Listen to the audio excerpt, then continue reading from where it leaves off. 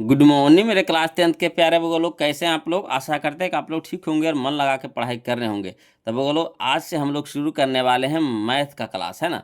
Math का class वो लोग जिसमें हम लोग जानेंगे सबसे पहले इसके सिलेबस के बारे में, है ना। सिलेबस कहने का मतलब है कि इसमें कौन कौन सा चैप्टर पढ़ना है, कितना चैप्टर पढ़ना है, टोटल हम लोग जानकारी लेंगे वो लोग। तो इसमें टोटल आपको जो पढ़ना है ना, इस मैथ बुक में टोटल जो चैप्टर पढ़ना है आपको 15 चैप्टर पढ़ना है वो लोग, 15 चैप्टर।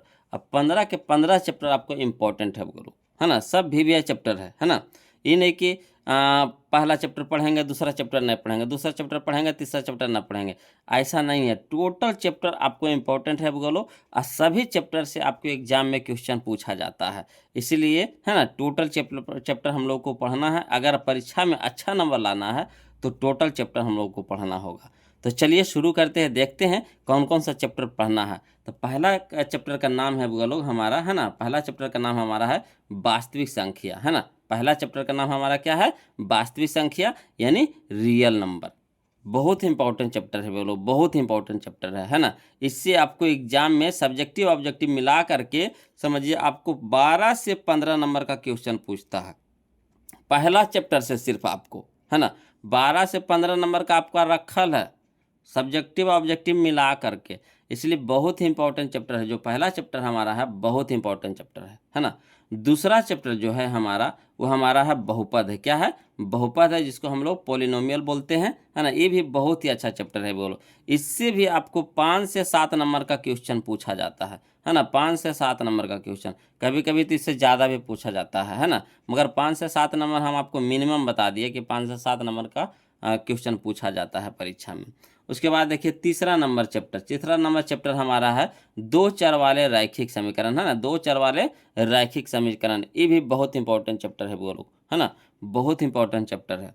चलिए अगला जो चैप्टर है हमारा, चैप्टर हमारा 4 है ना। चैप्टर नंबर 4 है जिसका नाम है द्विघात समीकरण। इसको तो सब लोग जानते होंगे, द्विघात समीकरण। ये भी बहुत इंपॉर्टेंट चैप्टर है बोलो, है ना। टोटल चैप्टर इसमें जितना भी पढ़ना है ना सब इंपॉर्टेंट चैप्टर है, और कंपटीशन के भी दृष्टि से बहुत इंपॉर्टेंट चैप्टर है। इस सबसे कंपटीशन में भी आपको पूछा जाता है ना। यही सब चीज़ आपको फिर कंपटीशन में वहाँ पे पढ़ने को मिलेगा। तो अगर यहाँ से आपका बेस अगर मजबूत हो गया तो समझिए कि कंपटीशन में आपको कोई हराने वाला नहीं होगा, है ना। इसीलिए आप लोग से रिक्वेस्ट है कि ध्यान दे करके पढ़िएगा वो लोग, ध्यान से पढ़िएगा, है ना। और जहाँ कहीं भी दिक्कत या परेशानी हो बोलो तो कमेंट करने में हिचकिचाइएगा नहीं, क्योंकि हम यहाँ पे, है ना, एक गुरु के माध्यम से ना, एक टीचर के माध्यम से नहीं पढ़ा रहे हैं। हम आपके यहाँ पे बड़े भाई के है ना मकसद से यहाँ पे पढ़ा रहे हैं कि आप कोई भी चीज़ पूछने में झिझकिएगा नहीं। एक दोस्त के मकसद से पढ़ा रहे हैं आपको, है ना, कि कभी झिझकिएगा नहीं। कोई भी दिक्कत हो तो आप हमसे ना पूछिएगा तो किसी और से पूछिएगा।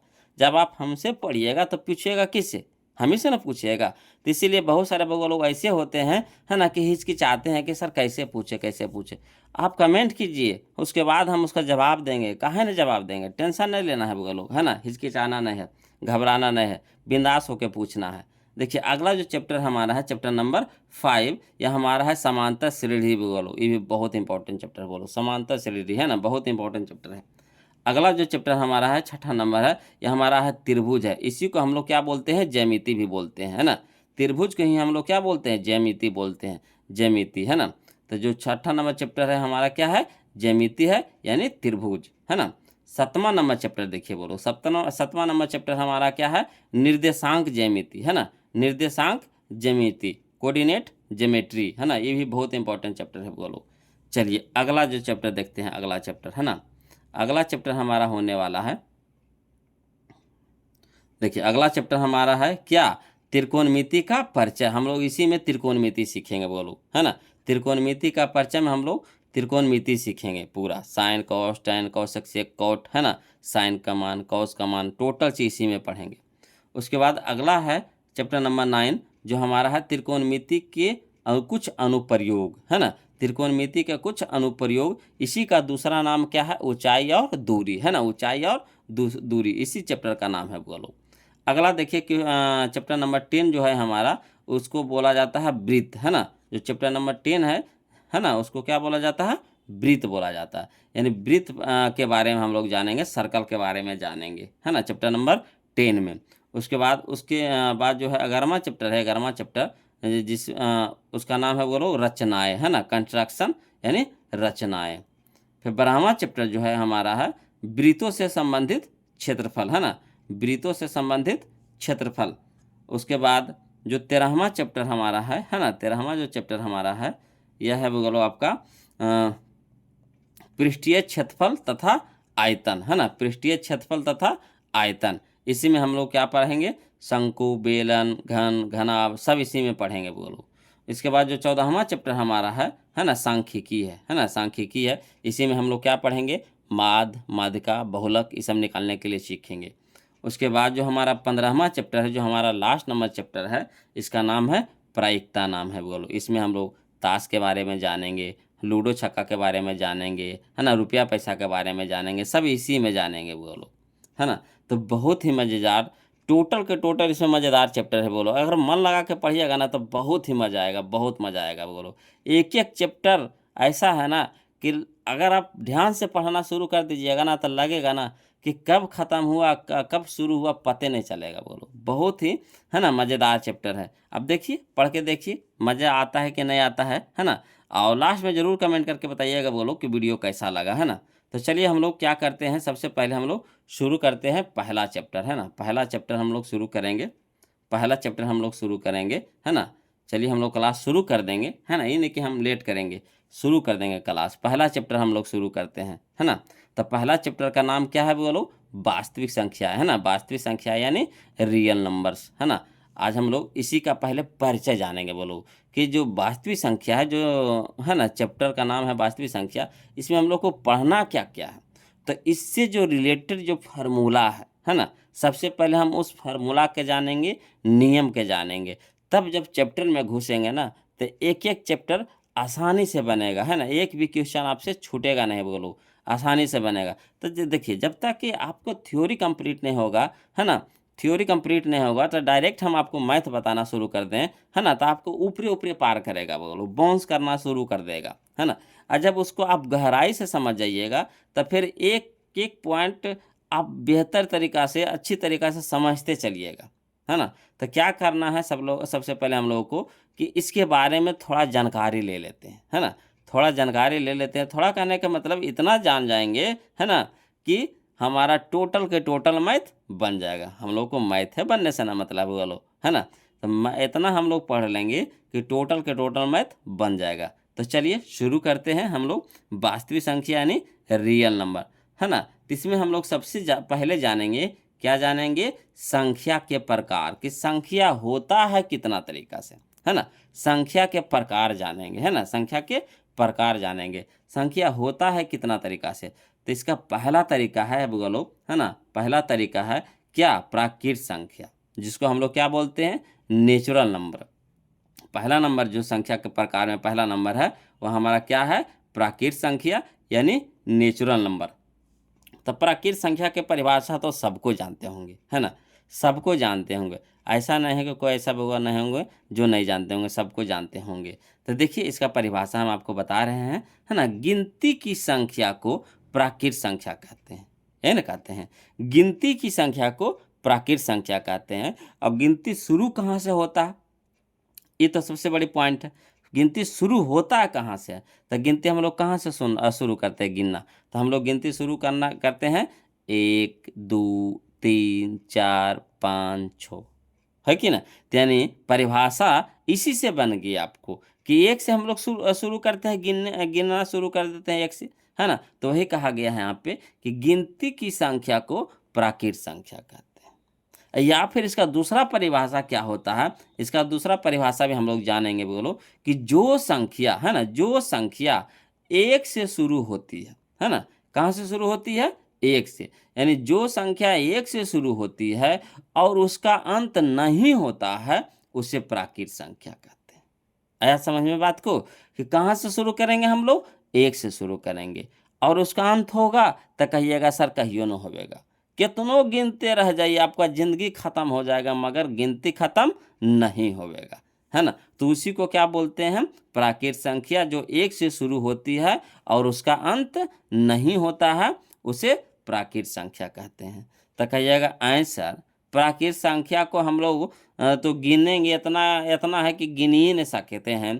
तब बताइए इसको हम लोग सूचित कैसे करेंगे? तो इसको सूचित किया जाता है बोलो बड़की एन से, यानी कैपिटल एन से, यानी प्राकृत संख्या बड़की एन यानी कैपिटल एन द्वारा सूचित किया जाता है ना। एग्जाम्पल के तौर पे लिख सकते हैं कि एन बराबर है ना 1 2 3 4 5 6 है ना, इसी तरह से dot dot dot dot dot dot कहाँ तक के, तो इनफाइनाइट तक के, यानी अनंत तक के, है ना। ऐसे सुतल का 8, कैसे सुतल का 8 हम लोग बोलते हैं इसको, सुतल का 8, इनफाइनाइट बोलिए चाहे अनंत बोलिए। आया समझ में?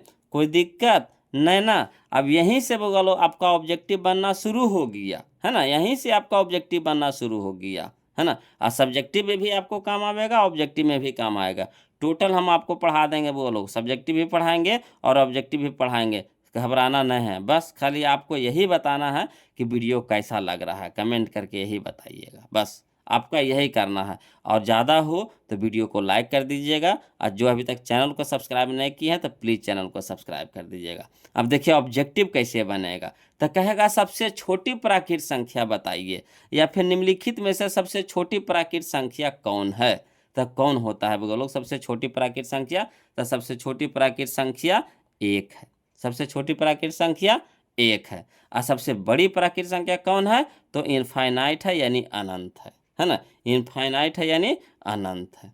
क्लियर? यहाँ से ऑब्जेक्टिव जो बनना था बन गया, यही वो ऑब्जेक्टिव इससे बनेगा लोग, है ना। एक बनेगा आपको कि सबसे छोटी है ना प्राकृत संख्या निम्नलिखित में कौन है, तो एक पे ऑप्शन टिक लगा दीजिएगा, और सबसे बड़ी प्राकृत संख्या कौन है, तो इनफाइनाइट पे टिक लगा दीजिएगा, यानी अनंत पे।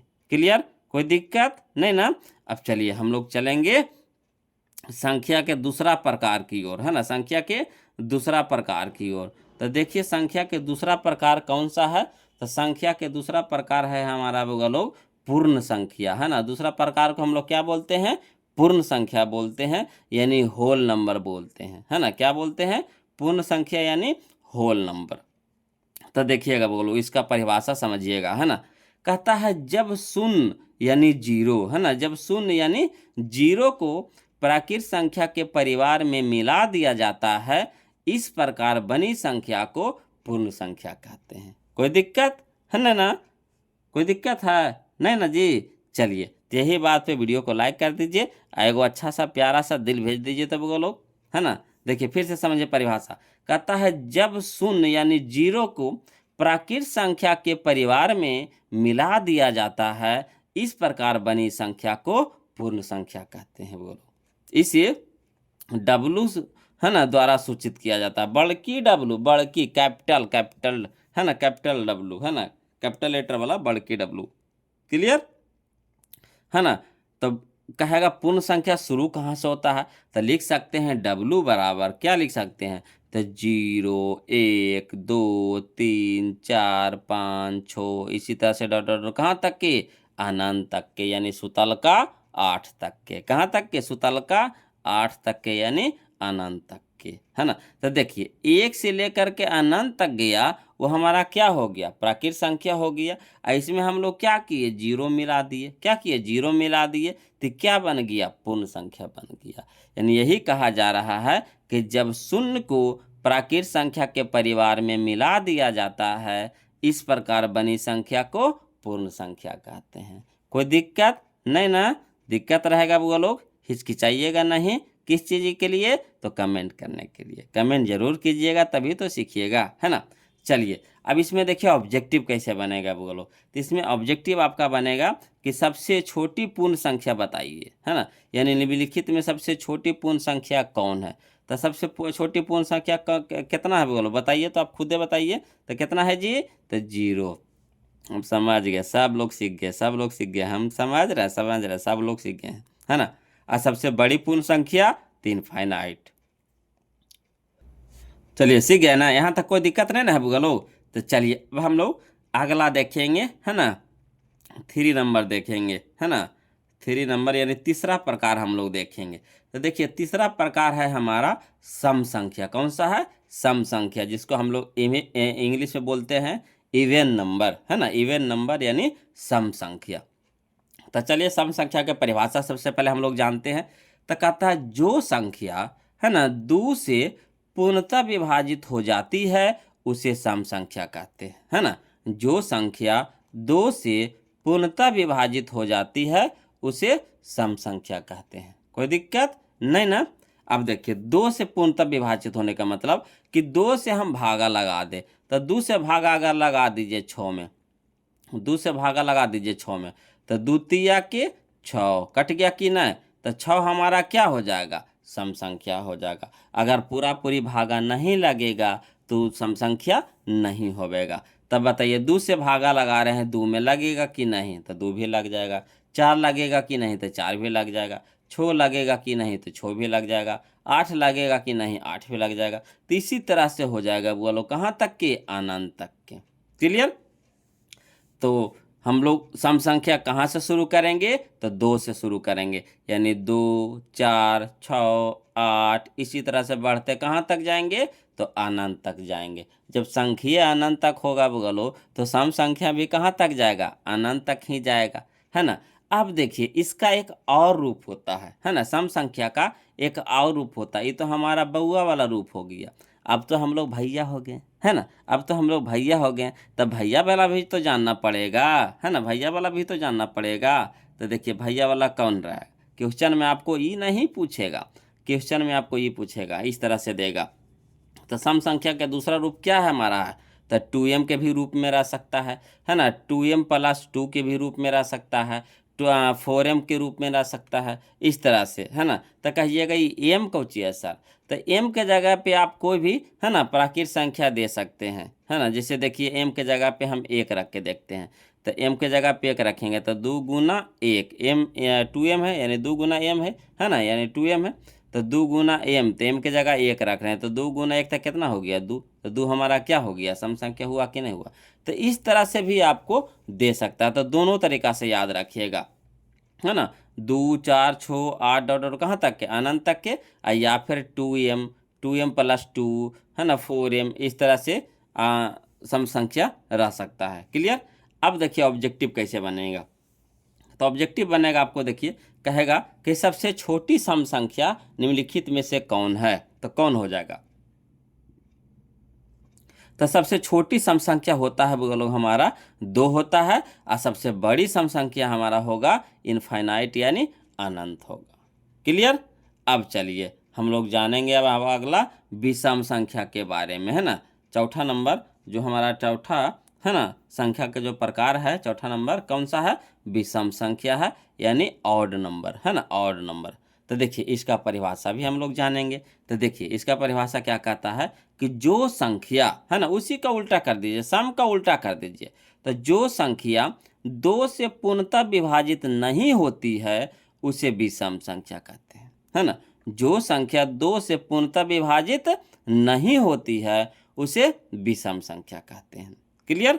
अब देखिए तो इसमें शुरू कहाँ से होवेगा, तो इसमें शुरू होवेगा आपको 1 से शुरू होवेगा, फिर 3 होगा, फिर 5 होवेगा, फिर 7 होगा। ये सब देखिए आपको 2 से विभाजित नहीं होवेगा, 2 से भागा इस सब में नहीं लगेगा, और कहाँ तक जाएगा, तो अनंत तक जाएगा, है ना। इसका भी कहिएगा दूसर का रूपा है सर, तो हाँ इसका भी दूसर का रूपा है, तो कैसे रहेगा, तो इसका रहेगा देखिए कैसे, तो 2m+1 के रूप में रहेगा, या फिर 4m+1 के रूप में रहेगा। इस तरह से आपको विषम संख्या लिखा हुआ रहेगा। तो समझ जाइएगा ऐसे ये सब क्या है, विषम संख्या। अब कैसे समझिएगा, तो मान बैठा के देखिएगा। तो m के जगह पहले 1 रखिएगा, फिर 2 रखिएगा, फिर 3 रखिएगा, इस तरह से रख करके देखिए आपको रिजल्ट पता चल जाएगा। जैसे एक m के जगह 1 रखिएगा, तो 2 गुना 1 तक कितना, 2, और 2 और जोड़ 1 तक कितना, 3। तो 3 हमारा क्या है, विषम संख्या है ना। तो देखिए आया कि नहीं आया, इसमें भी आप रख सकते हैं। तो 4 गुना 1 तक कितना हो गया, 4, और 4 1 कितना हो गया, 5। तो 5 हमारा क्या है, विषम संख्या। अब देखिए ऑब्जेक्टिव कैसे बनता है इसका। तो ऑब्जेक्टिव में आपको पूछेगा कि सबसे छोटी विषम संख्या बताइए, है ना, या फिर सबसे छोटी निम्नलिखित में से विषम संख्या कौन है ना। तो किस में टिक लगाइएगा, तो 1 में, यानी सबसे छोटी विषम संख्या हमारा कितना होता है, 1। और सबसे बड़ी विषम संख्या कितना होगा बोलो, तो इनफाइनाइट यानी अनंत होगा। कोई दिक्कत नहीं ना। चलिए अगला देखते हैं। अगला प्रकार हम लोग देखते हैं कौन सा है जी, तो अगला प्रकार है हमारा कौन सा, तो 5वां नंबर है हमारा भाज्य संख्या, या फिर इसी का दूसरा नाम है यौगिक संख्या। भाज्य संख्या बोलिए चाहे यौगिक संख्या बोलिए, है ना, इसी को इंग्लिश में बोला जाता है कंपोजिट नंबर, है ना, कंपोजिट नंबर।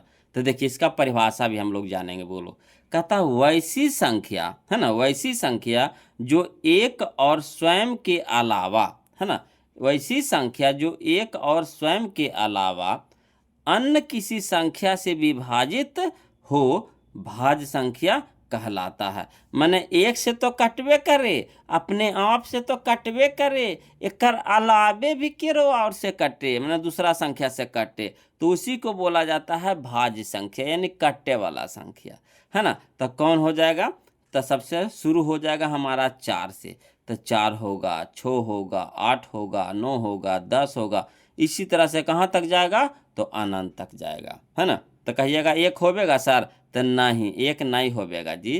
कह रहा कौची, एक और स्वयं यानी अपने आप से कटे, इसके अलावा भी कटे। तो देखिए कहिएगा सर एक होगा, तो नहीं, एक तो खाली एक से न कटता है, तो होगा नहीं होवेगा। कहिएगा 2 होवेगा सर, तो देखिए 2 किससे किससे कटता है, तो 1 से कटेगा और 2 से कटेगा, और केरो से कटेगा, नहीं, तो ये भी नहीं होवेगा, है ना। 3 होगा सर, कहिएगा ना, ये भी नहीं होवेगा, काहे, तो देखिए 3 1 से कटता है और 3 से कटता है, इसके अलावा और कोई संख्या से कटता है, तो कहिएगा ना, तो ये भी नहीं होवेगा। 4 होवेगा, तो हाँ होवेगा। देखिए ये देखिए 4 1 से भी कटता है, 4 2 से भी कटता है, 4 4 से भी कटता है, तो 3 गो से कटा कि नहीं, तो 2 गो से नहीं, कम से कम 3 गो से कटना चाहिए, है ना। तो उसी को हम लोग क्या बोलेंगे, भाज्य संख्या बोलेंगे। कोई दिक्कत नहीं ना।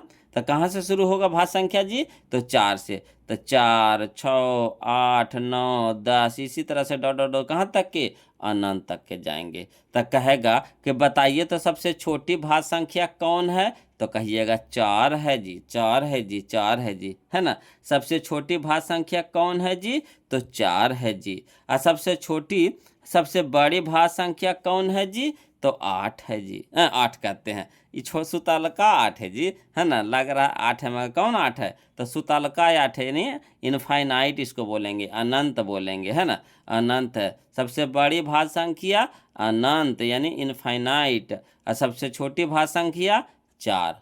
कोई दिक्कत नहीं ना। अब चलिए अगला हम लोग प्रकार देखेंगे, संख्या के अगला प्रकार देखेंगे। तो देखिए संख्या का अगला प्रकार है हमारा कौन सा, तो 6ठा नंबर है अभाज्य संख्या, या फिर इसी को बोला जाता है ऋण संख्या, है ना। अभाज्य संख्या या फिर ऋण संख्या, जिसको इंग्लिश में हम लोग बोलते हैं प्राइम नंबर। क्या बोलते हैं, प्राइम नंबर। क्लियर। तो चलिए इसका परिभाषा हम लोग जानेंगे। बोलो, तो इसका परिभाषा देखिए क्या कहता है कि वैसी संख्या, है ना, वैसी संख्या जो एक और स्वयं के अलावा अन्य किसी संख्या से विभाजित ना हो, यानी एक से और अपने आप से कटे, इसके अलावा दूसरा से ना कटे, है ना, एक और अपने आप के अलावा किसी तीसरी संख्या से ना कटे, उसी को बोला जाता है अभाज्य संख्या या फिर ऋण संख्या। कोई दिक्कत नहीं ना। चलिए अब इसमें देखिए शुरू कहाँ से होवेगा जी, तो शुरू होवेगा 2 से, तो 2 3 5 7 11, ये सब हमारा क्या है, अभाज्य संख्या है। कहाँ तक जाएगा, तो अनंत तक जाएगा, यानी इनफाइनाइट तक जाएगा। तो इसका देखिए ऑब्जेक्टिव में कैसे पूछेगा, तो कहेगा सबसे छोटी अभाज्य संख्या बताइए, तो कितना होता है जी, 2 होता है, यानी सबसे छोटी अभाज्य संख्या 2, और सबसे बड़ी अभाज्य संख्या इनफाइनाइट, है ना, सबसे छोटी अभाज्य संख्या 2, सबसे बड़ी अभाज्य संख्या इनफाइनाइट, है ना, याद रखिएगा, है ना। अब देखिए नोट में जानिए, एगो नोट है, ये 10 रुपया 5 रुपया वाला नोट नहीं है, ये जानने वाला नोट है, जानने वाला, है ना। तो देखिए नोट में जानेंगे कि एक यानी 1 जिसको बोलते हैं 1, एक न तो भाज्य संख्या है और न ही अभाज्य संख्या है। याद रखिएगा, ऑब्जेक्टिव में कभी कभी पूछ देगा कि कौन ऐसी संख्या है जो न भाज्य है और न अभाज्य है, तो उसमें एक में टिक लगाइएगा, है ना। तो नोट में याद रखिएगा कि एक न तो भाज्य संख्या है और न ही अभाज्य संख्या है। क्लियर।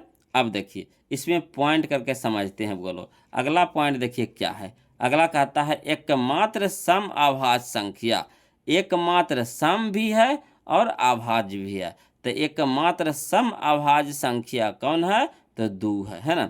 एकमात्र सम अभाज्य संख्या 2 है ना।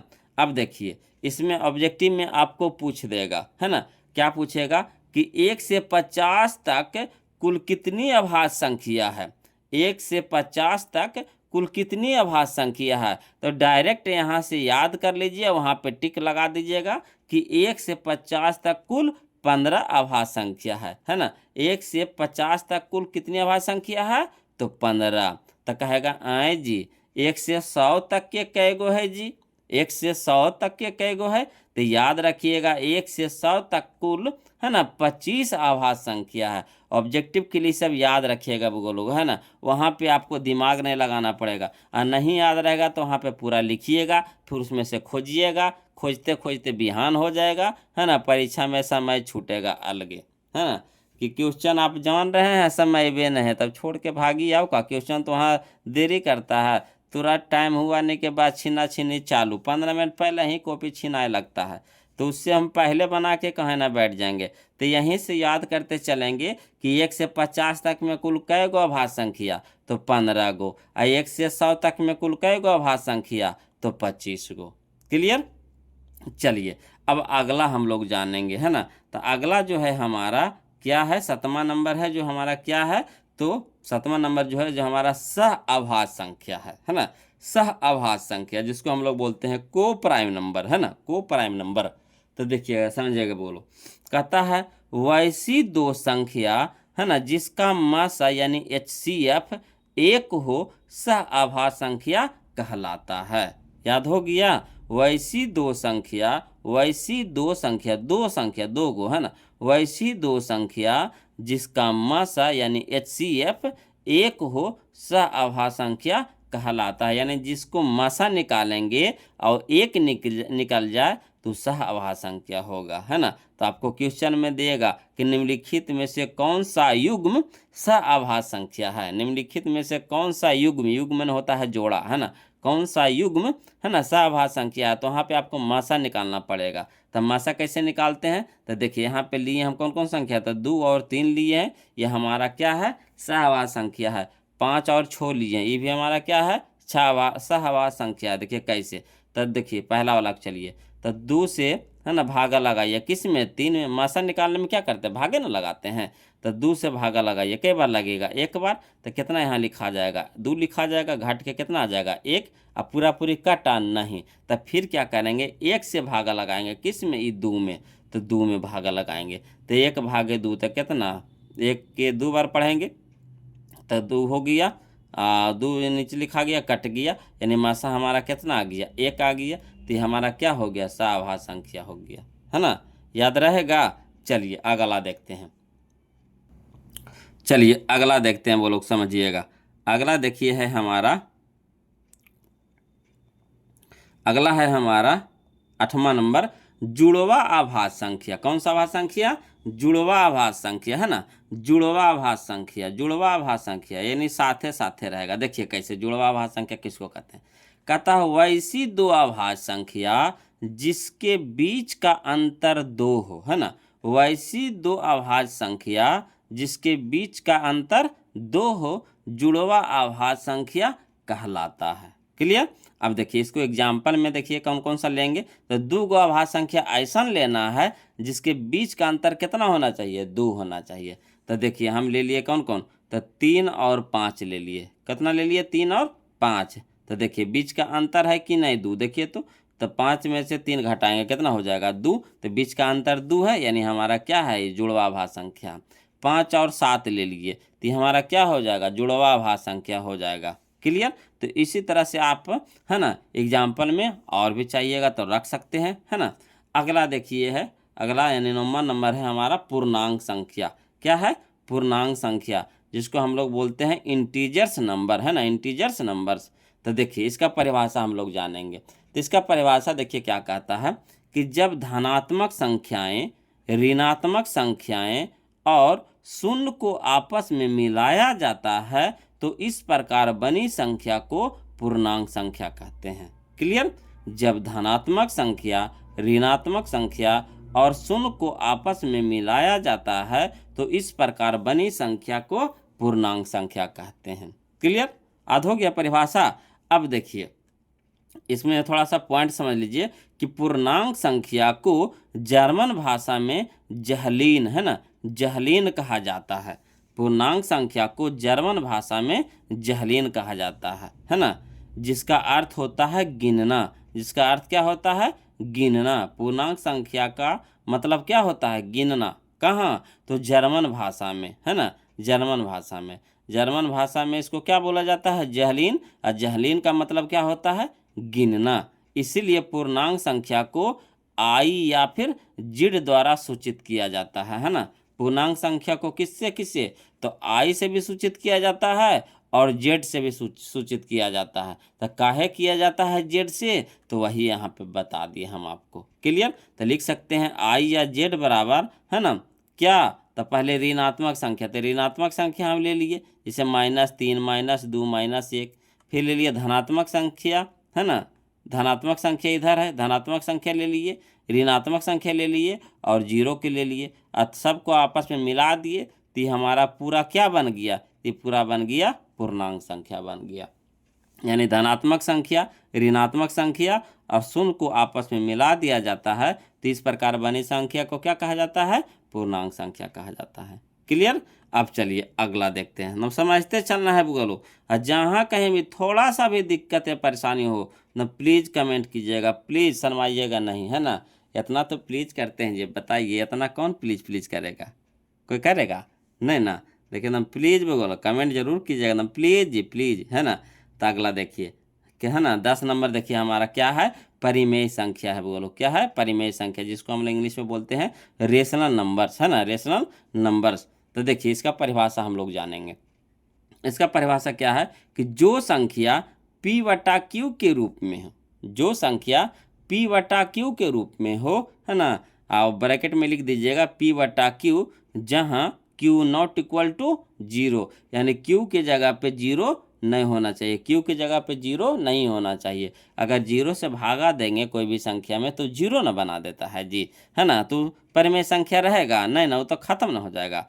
तो वही है ना कि चलिए जहाँ पे q के जगह पर क्या 0 नहीं रहना चाहिए, तथा है ना p और q पूर्णांक संख्या होता हो, यानी p और q की जगह पे कौन सी संख्या हो? पूर्णांक संख्या हो, यानी माइनस में रह सकता है या फिर प्लस में रह सकता है। क्लियर? यानी उसी को ना कहते हैं पूर्णांक संख्या, अभी ना पढ़े, है ना। तो पूर्णांक संख्या में हो उसे परिमेय संख्या कहते हैं, है ना। इसे किससे द्वारा? इसे p द्वारा सूचित किया जाता है। किससे? p द्वारा सूचित किया जाता है ना। तो कैसा रहेगा? तो p/q के रूप में रहेगा। तो जैसे एग्जाम्पल में हम लोग लिख सकते हैं, क्या लिख सकते हैं? तो 0 लिख सकते हैं, इधर 1, 2, 2/3, 4/5, ये तो धनात्मक में ले लिए। इस तरह से ऋणात्मक में ले सकते हैं, -1, -2, -3, -3/2, -4/5। इस तरह से बहुत सारा आप ले सकते हैं। अनंत है जी, अनंत है। आपको जितना इच्छा है उतना लिखिए, एकदम भर भर के रखिए एकदम से, है ना। हम तो यहाँ पे समझाने के लिए आपको अपना हिसाब से लिख दिए हैं, है ना। अगला देखिए नोट, इसमें समझते हैं बोलो। नोट, है ना, नोट बहुत ही ज़रूरी होता है बोलो। बिना नोट के काम चलेगा? बताइए आप ही। बिना नोट के काम चलेगा? तो जब जिंदगी में नहीं चलेगा बिना नोट के काम, तो पढ़ाई में भी बिना नोट के काम नहीं चलेगा। तो देखिए नोट का क्या काम है जी, है ना। कहता है परिमेय संख्या हमेशा मानक रूप या सरलतम रूप या फिर छोटा से छोटा रूप में रहता है। यानी परिमेय संख्या हमेशा एकदम सबसे छोटे रूप में रहेगा। छोटे रूप कहे के मतलब समझे कि वो अब कटेगा नहीं, एकदम लास्ट चरण में वो कटल रहेगा। ऊपर नीचे जब उसको काटिएगा तो कटवे नहीं करेगा, वो लास्ट चरण में कटल रहेगा। वही परिमेय संख्या होता है ना। यहाँ पे फिर लिख दिए हैं कि परिमेय संख्या के अंश और हर में उभयनिष्ठ गुणनखंड नहीं होनी चाहिए, है ना। अब यहाँ पे देखिए एग्जाम्पल दे करके हम आपको समझा रहे हैं, यहाँ पे समझिएगा। कहता है 15/25, 15/25। तो बताइए 15/25 क्या है? तो 15/25 परिमेय संख्या है। तो कहिएगा नहीं है सर, काहे? तो ये मानक रूप में नहीं है, तो यही चीज़ यहाँ पे लिख दिए कि यह परिमेय संख्या नहीं है क्योंकि यह मानक रूप में नहीं है। तो कैसे नहीं है? तो देखिए कट जाएगा, 5 के 15 पापा चे 25, तो कट गया ना जी। तो होगा नहीं होवेगा, तो मानक रूप में है नहीं है, तो परिमेय संख्या होगा नहीं होवेगा।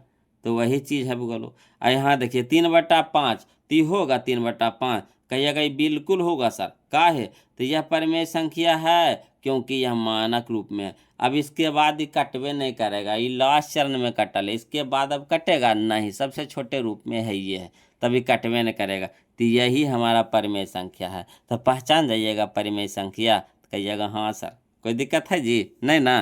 तो वीडियो को लाइक कर दिए हैं, अभी तक नए क्यों होंगे? हम जानते हैं ना, आपसे बड़ा कोई कंजूस है ना धरती पे, है ना? काहे ऐसे आप लोग करते हैं जी? हैं? कम से कम कमेंट कर दीजिए, और कैसा लग रहा है वीडियो को लाइक भी कर दीजिए वो लोग, तो अच्छा लगता है ना? जो अभी तक चैनल को सब्सक्राइब नहीं किया, प्लीज़ चैनल को सब्सक्राइब कर लीजिएगा, है ना? प्लीज़ ज़रूर बोलते हैं, काहे कि अच्छा लगता है जी, है ना? रिस्पेक्ट मिलता है थोड़ा सा। आप लोग तो समझ ही सकते हैं, आप लोग गॉड हैं ना जी, एक तरह से गॉड हैं।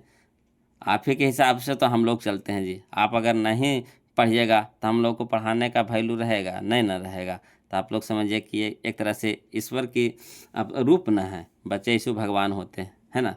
चलिए अगला देखिए, 11वां नंबर देखिएगा, समझिएगा बोलो। कहता है अगला पॉइंट है जो हमारा अपरिमेय संख्या है। सब संख्या के प्रकार सीख रहे हैं, तो अगला जो है हमारा क्या है? परिमेय संख्या है ना? Irrational numbers. तो देखिए इसका परिभाषा समझिएगा।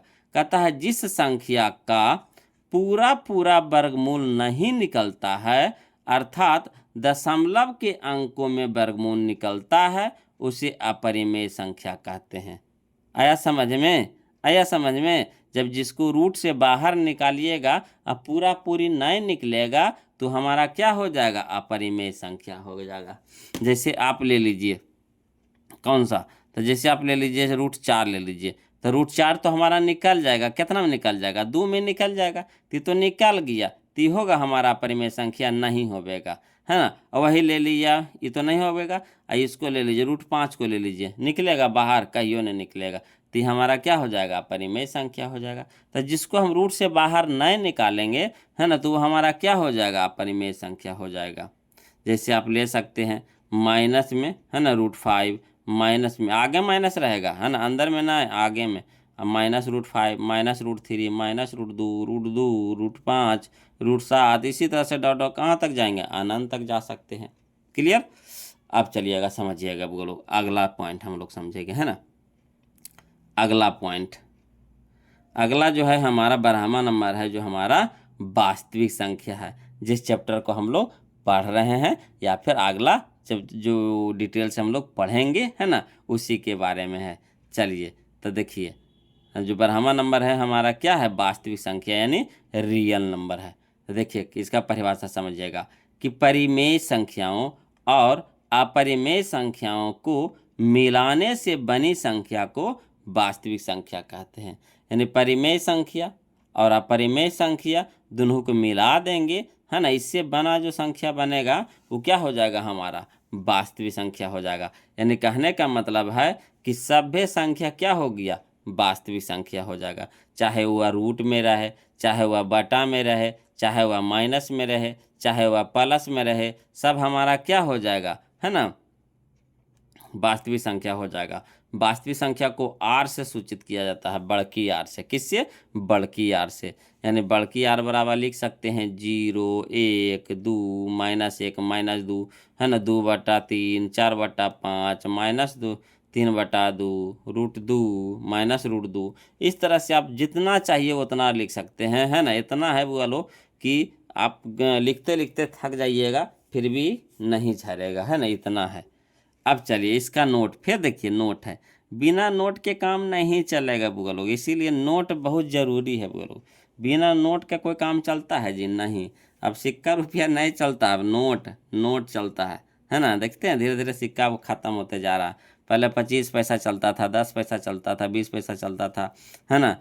अब देखिए सब खब ख़त्म हो गया। अब 1 रुपया भी बहुत कम चलता है बुआ लोग, है ना। अब कम से कम 2 रुपया 5 रुपया 10 रुपया ये सब चलता है।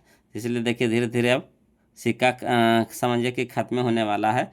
अब मेन रूप से क्या चल रहा है, नोट चल रहा है। तब देखिए मैथ में भी नोट के बिना तो मैथ चलेगा नहीं। तो नोट पहले समझिए कि जो एन है, एन यानी नेचुरल नंबर, एन यानी नेचुरल नंबर। तो नेचुरल नंबर सदस्य है किसका, होल नंबर का। यानी प्राकृत संख्या हमारा सदस्य है किसका, पूर्ण संख्या का। अब पूर्ण संख्या सदस्य हमारा किसका है ना, पूर्णांक संख्या का। अब पूर्णांक संख्या हमारा सदस्य है किसका, तो है ना किसका है, तो क्यू से सूचित करते हैं किसको, यहाँ देखिए क्यू को किसको, अपरिमेय संख्या का, है ना। क्यू को सूचित करते हैं किसको, अपरिमेय संख्या को, हाँ नहीं बताए थे ना, हाँ ना। यहाँ अपरिमेय संख्या को हम लोग क्यू से सूचित करते हैं। तो देखिए है ना, पूर्णांक प्राकृत संख्या हमारा सदस्य समुच्चय है, इसको हम लोग पढ़ते हैं सदस्य या फिर समुच्चय, है ना। इंटर में जाइएगा तो इसको डिटेल से पढ़िएगा, वो लोग सदस्य या फिर समुच्चय पढ़ते हैं। तो एन सदस्य है ना किसका, डब्लू का, और डब्लू सदस्य है किसका, पूर्णांक संख्या का, है ना। अब पूर्णांक संख्या समुच्चय किसका, अपरिमेय संख्या का। अपरिमेय संख्या समुच्चय किसका, परिमेय संख्या वास्तविक संख्या का। क्लियर।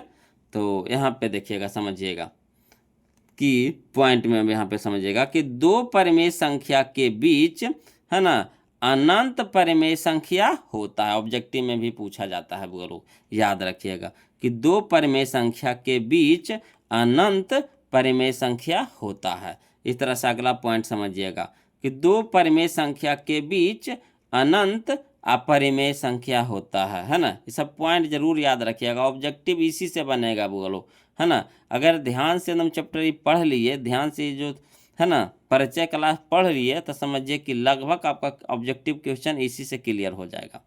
अगला देखिए, अगला पॉइंट हमारा, दो अपरिमेय संख्या के बीच अनंत परिमेय संख्या होता है ना। दो अपरिमेय संख्या के बीच अनंत अपरिमेय संख्या होता है। इस तरह से अगला पॉइंट देखिएगा कि दो अपरिमेय संख्या के बीच अनंत अपरिमेय संख्या होता है।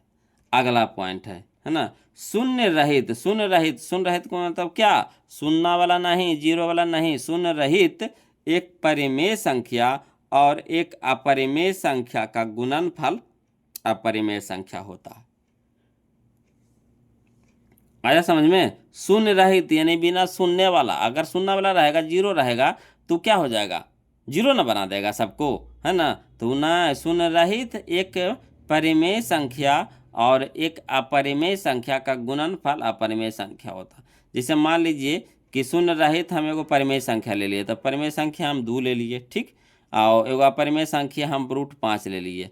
तो दोनों को गुना कर दिए तो ये हमारा क्या बन गया, 2√5 बन गया, हमारा अपरिमेय संख्या बन गया। तो याद रहेगा, है ना। तो इस तरह से परिमेय संख्या और अपरिमेय संख्या को जब गुना करेंगे तो इसका जो गुणनफल होगा हमारा क्या हो जाएगा, अपरिमेय संख्या हो जाएगा।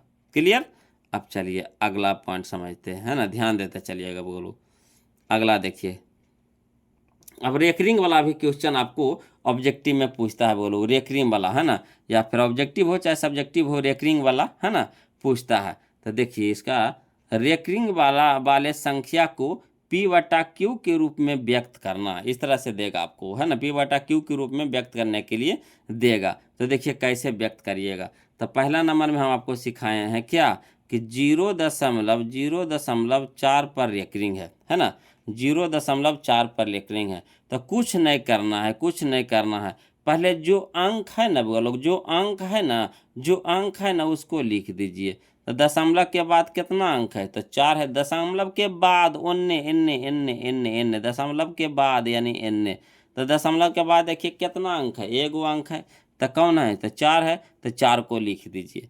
अब देखिए 4 पर है ना 4 पर रेकरिंग है, 4 पर रेकरिंग है। तो 4 पर रेकरिंग है, तो देखिए दशमलव के बाद यहाँ समझिएगा फिर से, दशमलव के बाद कई अंक पे रेकरिंग, एक अंक पे रेकरिंग, तो एगो बटानो। क्लियर। दशमलव के बाद जो अंक रहेगा पहले क्या करेंगे, उसको लिख देंगे, समझिएगा, फिर से समझिएगा। बोलो कितना है हमारा, 0.4 है, 0.4 पर रेकरिंग है। इसको हम लोग क्या करना है, P/Q के रूप में लिखना है। तो जो अंक आपको नज़र आ रहा है उसको लिख दीजिए। तो कौन नज़र आ रहा है आपको, तो 4 नज़र आ रहा है, तो 4 पहले लिख दीजिए, बटा लगा दीजिए, है ना।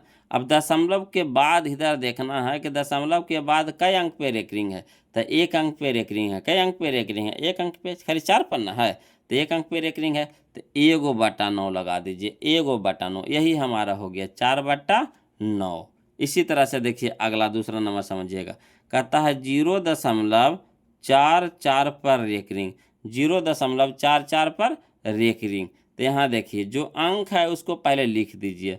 तो कितना अंक है लिखल, तो 4 है, तो 4 है 44 है, तो 44 पहले लिख देंगे, बटा। दशमलव के बाद देखिए कई अंक पे रेकरिंग है, तो 2 अंक पे रेकरिंग है। दशमलव के बाद कई अंक पे रेकरिंग है, 2 अंक पे रेकरिंग है, तो 2/9। यहाँ देखिए गलती लिखा गया है बोलो, है ना, 4 हो जाएगा। कितना हो जाएगा, 4 हो जाएगा, है ना, है ना, आया समझ में, है ना। तो जितना अंक पर रेकरिंग रहेगा उतना बट्टा 9 हो जाएगा, तो 2/9 हो जाएगा। इसी तरह से बोलो अगला देखिए, है ना, 3 में। तो देखिए 4 है, 4 है, तो देखिए यहाँ देखिए छोड़ दिए 4, है ना, 444 हो जाएगा, 444 हो जाएगा। और कई अंक पे रेकरिंग है दशमलव के बाद, तो 3 अंक पे रेकरिंग है, तो 3/9 हो जाएगा, 3/9 हो जाएगा। कोई दिक्कत, टाइपिंग मिस्टेक हो गया वो लोग थोड़ा सा, है ना, इस सब के लिए ध्यान नहीं दीजिएगा, छोटा छोटा चीज़ है, हो जाता है, कभी कभी मिस्टेक हो जाता है टाइपिंग में, है ना। यहाँ तक कोई दिक्कत नहीं ना है। चलिए अगला पॉइंट समझते हैं, ध्यान दीजिएगा। अगला पॉइंट में देखिएगा बोलो, अगला पॉइंट में है हमारा यूक्लिड विभाजन एल्गोरिथ्म, है ना, यूक्लिड विभाजन एल्गोरिथ्म। तो चलिए इसके बारे में थोड़ा सा जानते हैं, यूक्लिड विभाजन एल्गोरिथ्म के बारे में जानते हैं। तो जानेंगे कि यूक्लिड विभाजन एल्गोरिथ्म से 2 या 2 से अधिक संख्याओं का मासा यानी HCF ज्ञात किया जाता है। यूक्लिड विभाजन एल्गोरिथ्म से क्या ज्ञात किया जाता है जी, है ना। तो इससे क्या होता है कि जब 2 या 2 से अधिक संख्या रहता है ना, तो उसका मासा यानी HCF ज्ञात किया जाता है। यानी इसका क्या एक फार्मूला बनता है बोलो, है ना, यूक्लिड विभाजन का एक फार्मूला बनता है, कौन सा, तो भाज्य बराबर, है ना, भाज्य बराबर भाजक गुने भागफल प्लस शेषफल। भाज्य बराबर भाजक गुने भागफल प्लस शेषफल। भाज्य को हम लोग सूचित करते हैं A से, भाजक को हम लोग सूचित करते हैं B से, भागफल को हम लोग सूचित करते हैं Q से, और प्लस शेषफल को सूचित करते हैं R से। यानी याद रखिएगा A बराबर BQ प्लस R, A बराबर BQ प्लस R, ये फार्मूला याद रखिएगा। A बराबर BQ प्लस या R, या फिर भाज्य बराबर भाजक गुने भागफल प्लस शेषफल, है ना। जहाँ है ना R है जो क्या है 0 से बड़ा बराबर है, R जो हमारा क्या है 0 से बड़ा बराबर है, मगर B से कौची है छोटा है। R होता है जो क्या होता है 0 से बड़ा बराबर होता है, लेकिन B से क्या होता है छोटा होता है, याद रखिएगा, है ना। यानी R 0 से बड़ा बराबर है, लेकिन B से कौची है छोटा है।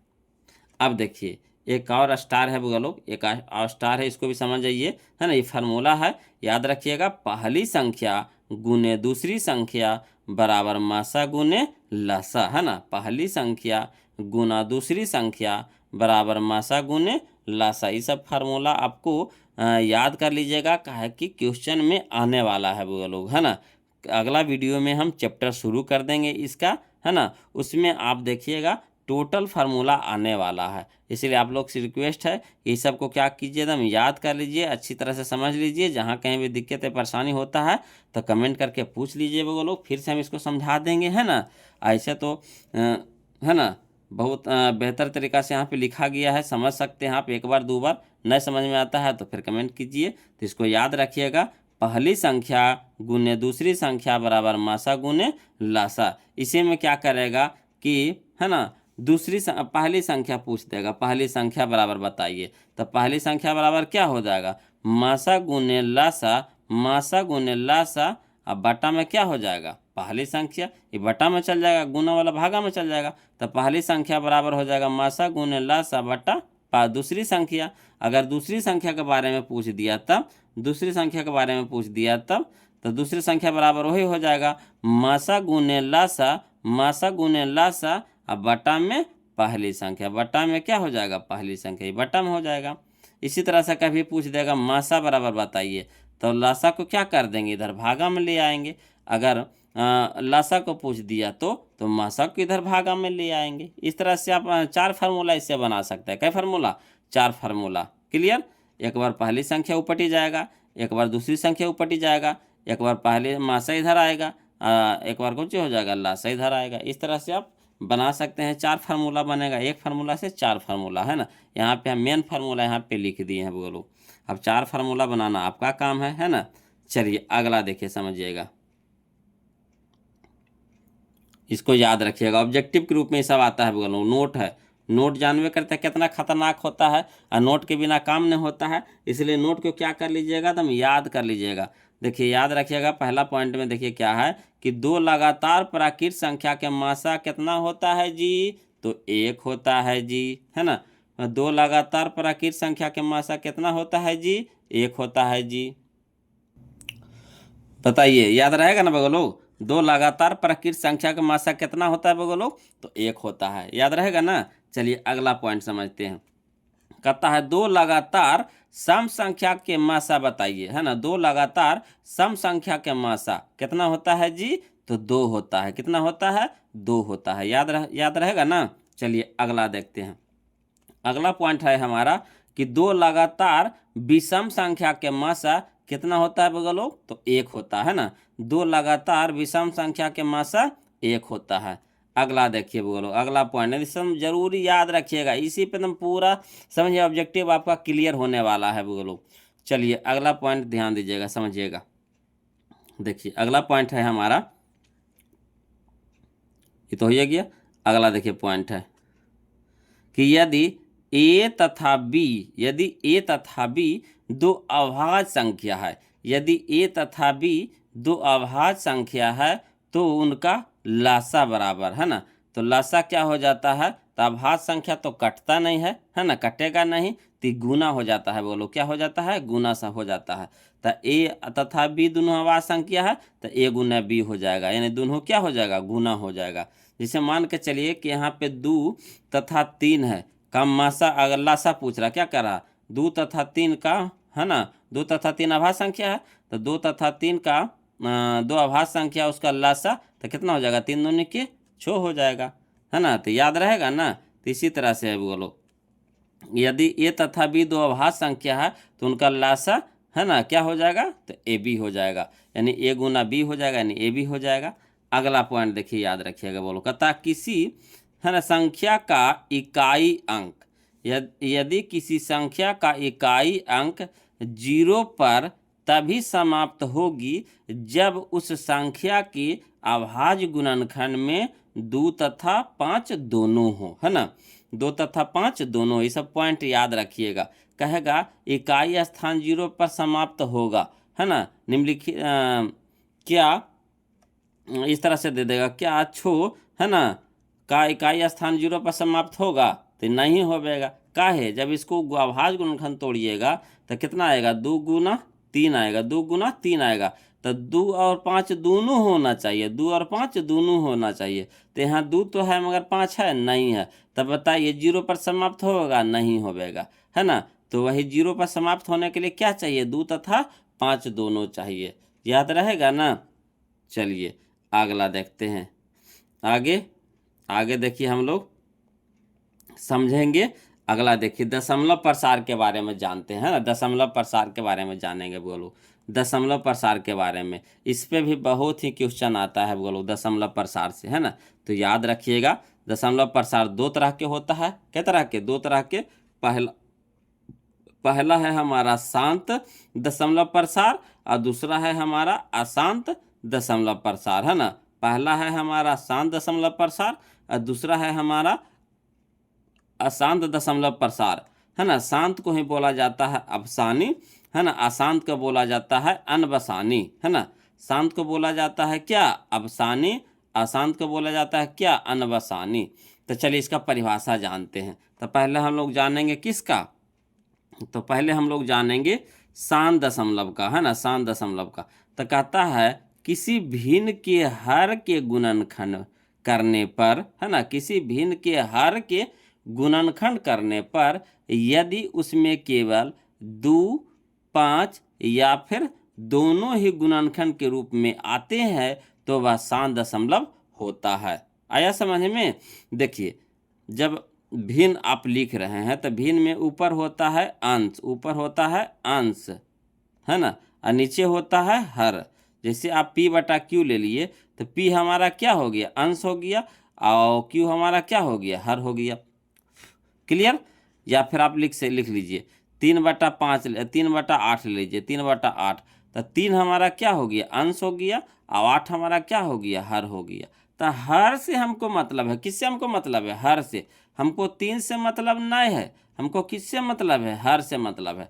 तो क्या कहता है? किसी भिन्न के हर के गुणनफल में, हर के गुणनफल में यानी 8 के गुणनफल में, हर के गुणनफल में यानी 8 के गुणनफल में, है ना, यदि उसमें केवल 2 आ जाए या तो 5 आ जाए या फिर दोनों ही गुणनफल के रूप में आते हैं, वह शांत दशमलव होता है। यानी इसको गुणनखंड तोड़ेंगे तो 8 का गुणनखंड तोड़िए तो कितना से लगाएंगे? 2 से लगाएंगे तो कितना हो गया? 4, फिर 2 से लगाएंगे तो कितना हो गया? 2। यानी कहने का मतलब देखिए खाली 2 आ रहा है, यानी 2 पे पावर 3 लिख सकते हैं, 2 पर पावर 3 लिख सकते हैं।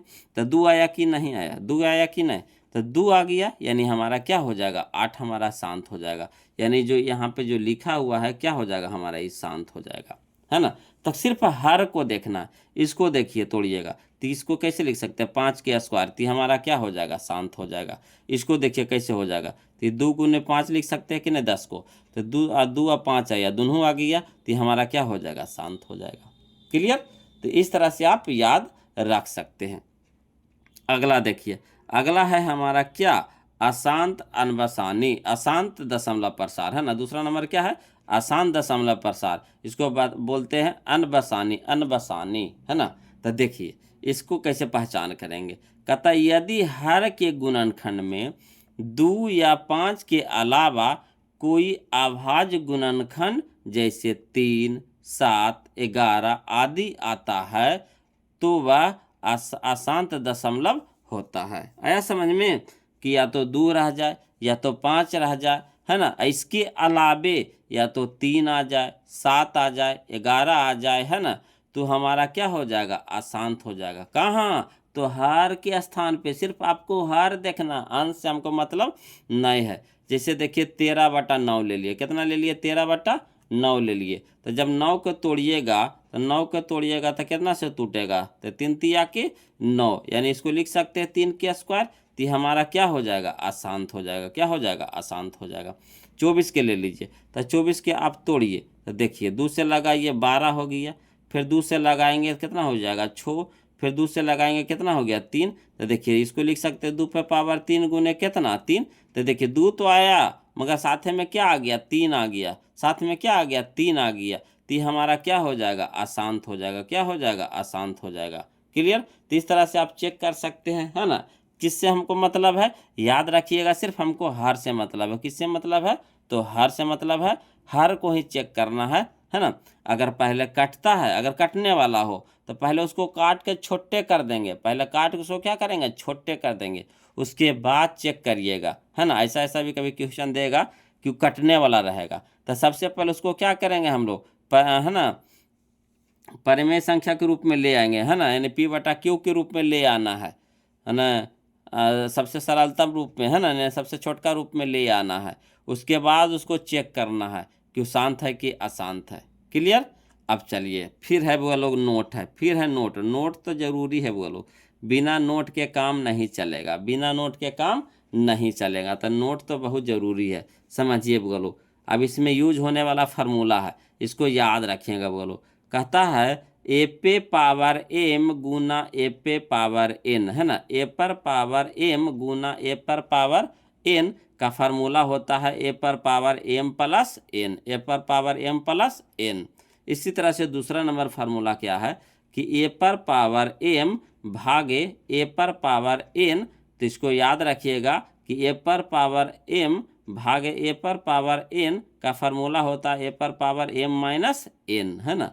जब आधार बराबर हो, आधार बराबर हो तो भागा में पावर घटता है।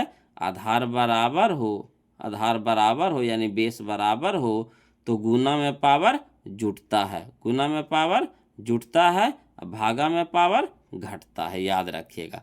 अगला देखिए, अगला आधार बराबर हो तो, है ना, अगला जो पॉइंट है तो देखिए आपको, है ना, घात इसमें बराबर है, दोनों पर पावर क्या है, एम है, दोनों पर पावर क्या है, एम है, मगर आधार आपका अलग अलग है, आधार आपका क्या है, अलग अलग है। तो क्या हो जाएगा, तो ए पर पावर एम गुना बी पर पावर एम, तो हो जाएगा हमारा ए इंटू बी की होल पावर एम, ए इंटू बी की होल पावर एम, यानी ए और बी को क्या कर देंगे, यहाँ गुना कर देंगे और उस पर पावर क्या कर देंगे, एम दे देंगे, है ना। अगला याद रखिएगा, अगला पॉइंट कि ए पर पावर एम की होल पावर एन, तो ए पर पावर एम गुना एन, है ना, ए पर पावर एम इंटू एन, है ना। अगला पॉइंट याद रखिएगा कि ए पर पावर जीरो के मतलब एक होता है, यानी किसी भी संख्या पे पावर जीरो दे दीजिएगा, किसी भी संख्या पे पावर जीरो दे दीजिएगा तो उसका मान कितना हो जाएगा, एक हो जाएगा। याद रहेगा ना, कोई दिक्कत तो नहीं ना होगा बोलो। तो इतना फार्मूला आपको पहला चैप्टर में पढ़ना है बोलो। अगर इतना आप दिमाग में सेट कर लिए तो अगला क्लास में हम चैप्टर शुरू करने वाले हैं, है ना। वहाँ पे आप देखिएगा एक भी क्वेश्चन आपसे छूट गया ना तो फिर आप हमको कहिएगा, एक भी क्वेश्चन नहीं छूटेगा बोलो। इतना ही फार्मूला इसमें यूज है।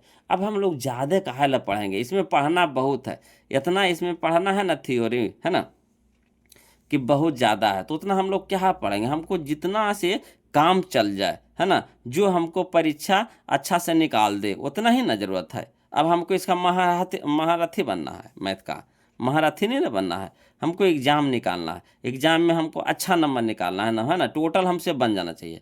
कहता है क्या कि हमसे टोटल बन जाना चाहिए, इतने ना चाहिए। तो इतना जब हमसे हो ही जाएगा तो बस इतना ही बहुत है। तो इस शॉर्ट में हम लेकर चलेंगे वो लोग, है ना, इस शॉर्ट में हम लेकर के चले हैं। अगर इसको डिटेल से आप चल देंगे ना तो समझिए कि, है ना, 2 क्लास 3 क्लास चलेगा बोलो, इसका बहुत सारा थ्योरी है ना। तो उतना काहे ला चलेंगे, इसका पूरा हम निचोड़ हम बता लिए बोलो, पूरा निचोड़ बता दिए इसका। अब इससे फालतू आपको क्वेश्चन एक भी नहीं मिलेगा, है ना, टोटल इसी पर टूटेगा। तो आप लोग से रिक्वेस्ट है कि वीडियो कैसा लगा प्लीज़ कमेंट करके बताइएगा बोलो। आप प्लीज़ वीडियो को लाइक कर दीजिएगा, चैनल को सब्सक्राइब कर दीजिएगा। इसी तरह से, है ना, अपना दुआ आशीर्वाद बनाए रखिए बोलो, है ना, कि हम आपको अच्छी तरीक़ा से पढ़ाते रहें, मेहनत करते रहें आपके ऊपर, और परीक्षा में, है ना, अच्छा नंबर आप लाइए। यही हमारा आप लोग से रिक्वेस्ट है बोलो। तो आज के लिए इतना रखेंगे, फिर मिलते हैं हम लोग अगले वीडियो में। तब तक के लिए जय हिंद।